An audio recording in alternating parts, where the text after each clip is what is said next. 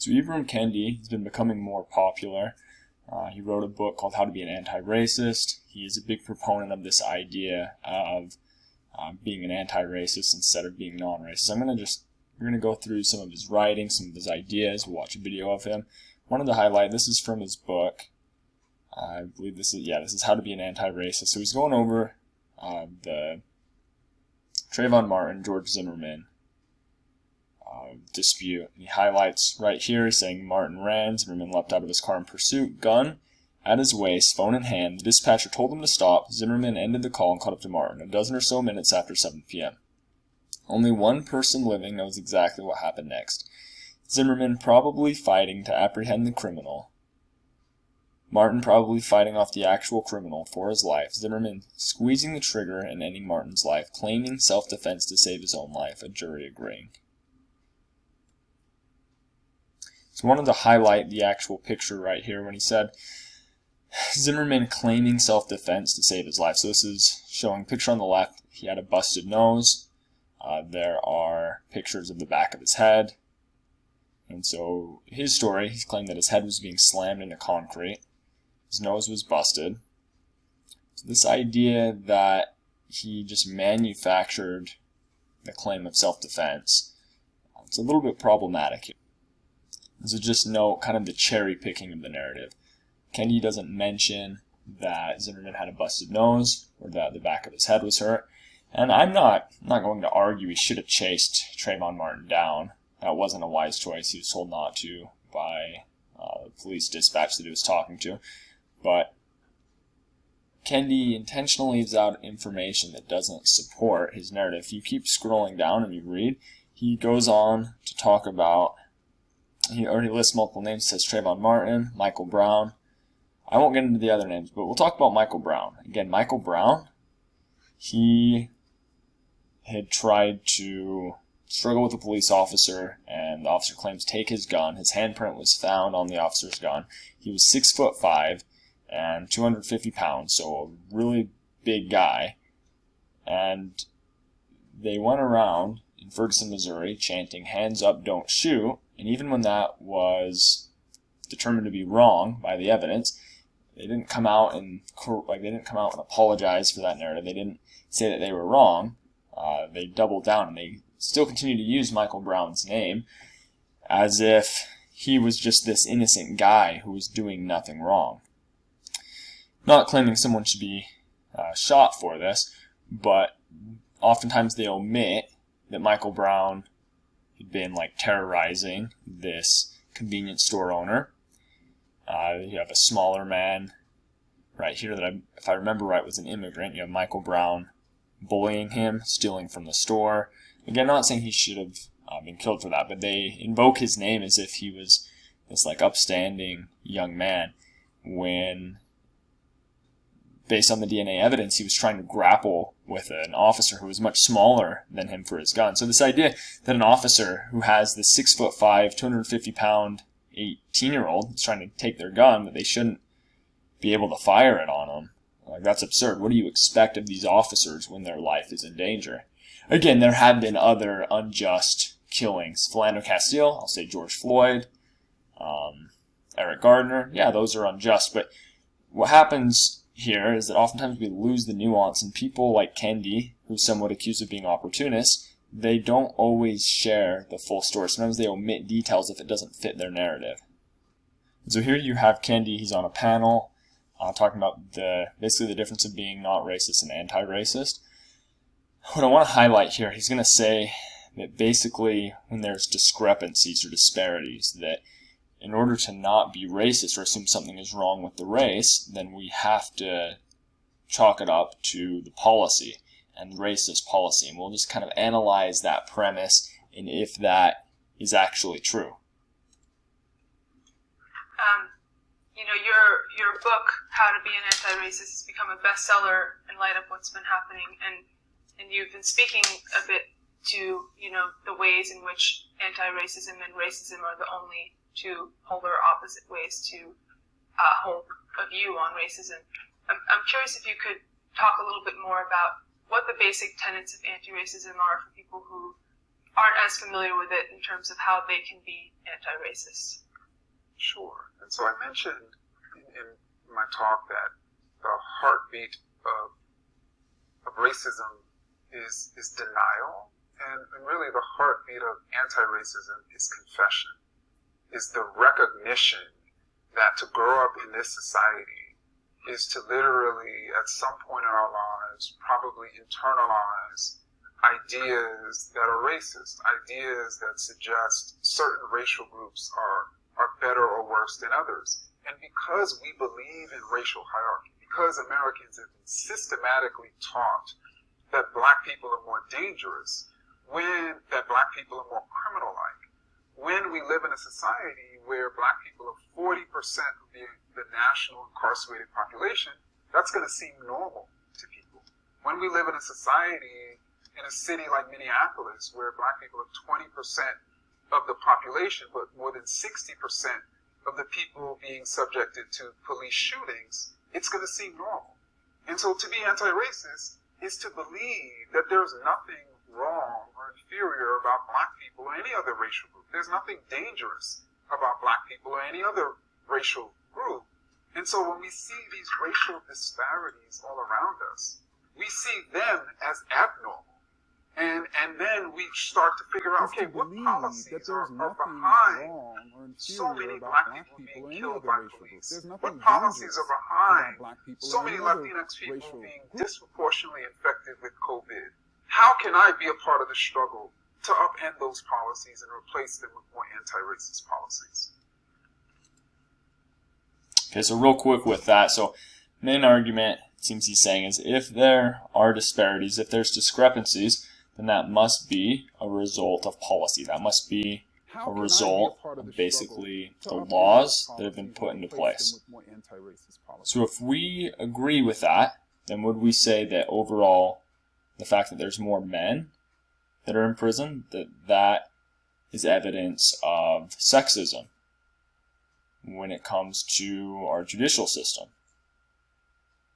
And that we need to not view that as normal for there to be more men in prison. And so therefore we need to push to change that sexist judicial system. You see kind of how it works. There are a ton of discrepancies, there are a ton of disparities that exist that are not related to this, that we would never make that connection. Now, are there times where you have officers that are biased? Sure. But there are so many factors here. So let's say we have, on average, Asians have higher test scores. Does that mean that we have an education system that is slanted toward helping Asian people? If we have, on average, let's say like the religious groups like Jewish people, you can say like Mormons. Even though I can tell you there's a lot of wild things when you go into Mormon history, but say like Jewish people and Mormons, they have higher incomes on average. Does that mean that our economic system is tilted towards favoring those groups? You see, there are problems with that type of reasoning. Okay, now this is an article, it's highlighting like who commits crime.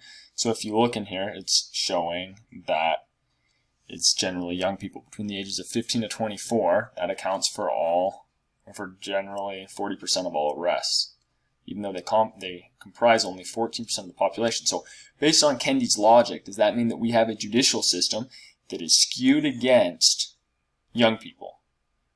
We have an ageist system, and we need to fix that system.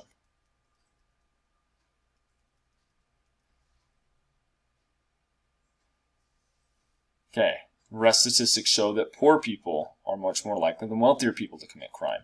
Based on that, does that mean that we have, I actually would say in ways we have a system that isn't usually great to poor people, but right here, just our judicial system alone, it's skewed against poor people. In order to not be in order to not have discriminatory views toward poor people or young people, we need to say that it's the system that's the problem. Because if not, then we're going to have discriminatory views toward young people and poor people.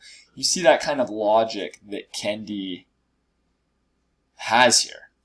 I can tell you there's a reason why he won't debate people like Glenn Lowry, people like Coleman Hughes, people like John McWhorter. These are all black people that have critiqued Kendi in the past, and I would personally love to see him debate any of them. So this is Coleman Hughes right here. He is highlighting, this is an article that he wrote that is critical of Kendi. And so he is highlighting some of Kendi's claims. So he's saying that Kendi cherry picks data. So Kendi had said that black unemployment rate has been at least twice as high as the white unemployment rate for the last 50 years because of the conjoined twins of racism and capitalism. But then Coleman brings up the question, but why limit the analyst to the past 50 years? So he's saying, like, why is Kendi only cutting it off at 50 years? If we've had racism in the country for so long, then let's keep going. Which, in the, early 1900s, late 1800s, of course, there was a ton of racism. There still is racism today. But the question is it as pervasive as people like Rob DiAngelo and Kendi try to make it out to be? Is it the biggest issue in society today? That's really the question. So Coleman brings up right here, a paper cited in the same Pew article reveals that the black-white unemployment gap was small or non-existent before 1940, when America was arguably more capitalist and certainly more racist. So he's bringing up that Kendi doesn't include that in his book because it doesn't support his narrative. Basically, he includes information that supports his narrative while leaving information out that doesn't support his narrative. I have experience in seeing this because I grew up Mormon, and that's what the Mormon Church does. They include history that supports their narrative, and they don't include history that doesn't support the narrative. But that's the thing. If you want to really understand the full picture, you need to have a complete view, or else you're just having cherry-picked arguments and manufactured beliefs. Okay, so he also brings up Kendi cherry-picking his data when discussing race and health, and he goes into the fact that blacks are more likely than whites to have Alzheimer's disease, but neglects to mention that whites are more likely to die from it. That's an important fact. He lists other diseases.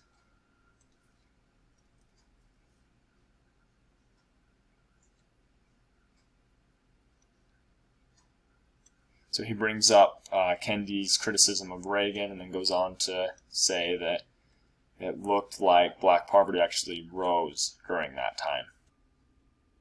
And this is a really wild idea. So Coleman highlights a part in the book where Kendi is really candid and says something that a lot of anti-racist or maybe critical race theorists may not want to admit to larger society, even if they have this belief. So Kendi, when discussing the idea of affirmative action, says racial discrimination is not inherently racist. The defining question is whether the discrimination is creating equity or inequity. If discrimination is creating equity, then it is anti-racist. If discrimination is creating inequity, then it is racist. The only remedy to racist discrimination is anti-racist discrimination. The only remedy to past discrimination is present discrimination. The only remedy to present discrimination is future discrimination. So understand that idea. This is something that, of course, people are going to be alarmed about. Now, do I think the idea of critical race theory, if it's being taught just as a theory, not as absolute truth, I wouldn't have a problem with that being in high schools. I say that as a junior high teacher myself. But this is where people are afraid of it being taught as if it is true. The idea that current discrimination against certain groups is okay because it is creating more equity, that is an Orwellian, dangerous, totalitarian idea that a lot of people are going to have a hard time with. You look at the Russian Revolution, and that after you had that happening, you had kulaks being removed from their land because it was creating more equity. They were the oppressors. And so now you have equity being created, so that was okay. When you justify discrimination against a group because it is creating equity or it's a remedy to past discrimination, that is dangerous. It is not if someone is just, let's say, if you have certain groups that are discriminated against today, and it's not those individuals who are alive today's fault of the past discrimination that people of color went through. So again, really glad that Coleman outlines that idea. So one criticism sometimes with critical race theorists or anti-racist people like Kendi or Kimberly Crenshaw, Robin DiAngelo, is that, again, not including anything that goes against their narrative. So, for example, there are times when you have people that immigrate from Africa and they do really well in society and they have higher incomes than basically people of color that are born in the U.S. And so that doesn't fit well with this idea because it indicates, hey, maybe there was something with the immigrants' culture that helped them. Because it begs the question, if you can have immigrants that are coming in and succeeding, it's like, well, how did they overcome all of this horrible discrimination? These immigrants that are coming in often aren't real wealthy. And so Coleman kind of brings up a similar idea. He talks about inequity between ethnic groups. And so Coleman talks about 2017 Census Bureau data. Average Haitian American earned 68 cents for every dollar earned by the average Nigerian American. The average French American earned 70 cents for every dollar earned by the average Russian American. Talks about similar examples. And then he's asking the question, is it more likely that our society imposes policies that discriminate against American descendants of Haiti and France, but not Nigeria and Russia, or that disparities between racial and ethnic groups are normal, even in the absence of racist policies? So Coleman's bringing up, like, okay, the U.S. isn't going to discriminate against Haiti and French people and not Russians and Nigerians. So he's just saying, like, it's normal. Discrepancies abound through society, kind of like I talked about with the discrepancies in who's going to prison. It's young people, it's men, it's poor people. But we don't look at that and say that it's a result of policy. So, according to Kendi, to be anti-racist is to view the inequities between all racialized ethnic groups, by which he means groups like Haitian Americans, Nigerian Americans, as a problem of policy. Coleman had come out on his podcast and said that he would debate Ibram Kendi, and I personally would have loved to see it. But Kendi basically denied the invitation. He declined it, and he said that Coleman wasn't a PhD, which again, people with PhDs, they can learn good research skills. I'm in a PhD program right now, but Coleman's very bright for his age and for his education level. I think that he has very sound reasoning, very logical arguments, and I would have loved to see this.